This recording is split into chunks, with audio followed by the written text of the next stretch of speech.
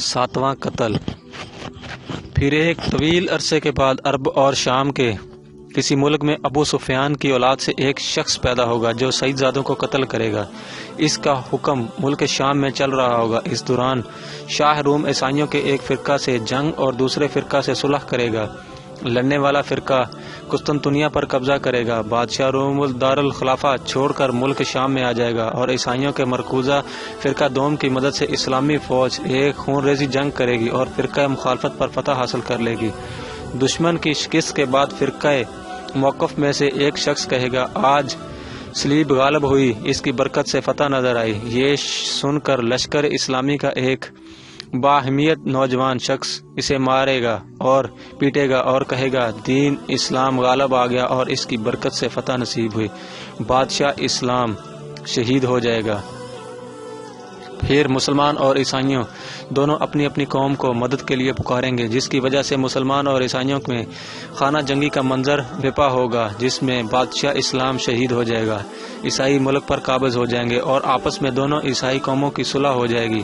باقی ماندہ مسلمان مدینہ منورہ کا رخ کریں گے۔ عیسائیوں کی حکومت مدینہ منورہ کے قریب خیبر تک پھیل جائے گی۔ اس وقت مسلمان اس تجسس میں ہوں گے کہ حضرت امام مہدی علیہ السلام کو تلاش کرنا چاہیے تاکہ ان مصائب سے نجات مل جائے۔ امام مہدی علیہ السلام کی تلاش۔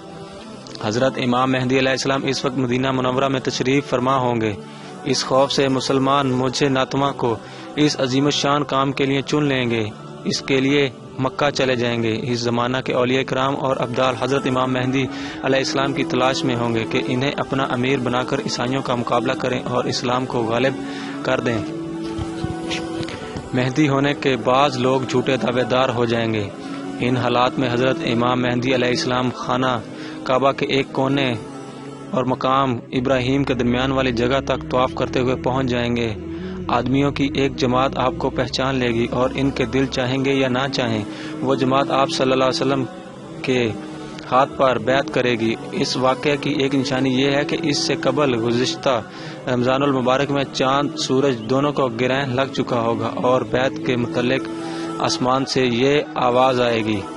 اس آواز کو اس ترجمہ کے تمام خواص و عوام سن لیں گی، یہ خدا کا خلیفہ مہدی ہے، اس کا حکم سنو اور مانو۔ اس عبارت میں جھوٹے لوگ مہدی ہونے کا دعویٰ کریں گے۔ ہمارے سامنے حضرت امام مہدی نامی کتاب مؤلف مولانا ضیاء الرحمن فاروقی شہید رحمۃ اللہ علیہ میں موجود ہے، جس میں دلائل سے 25 جھوٹے دعوے دار کا مکمل تعارف ہوا ہے۔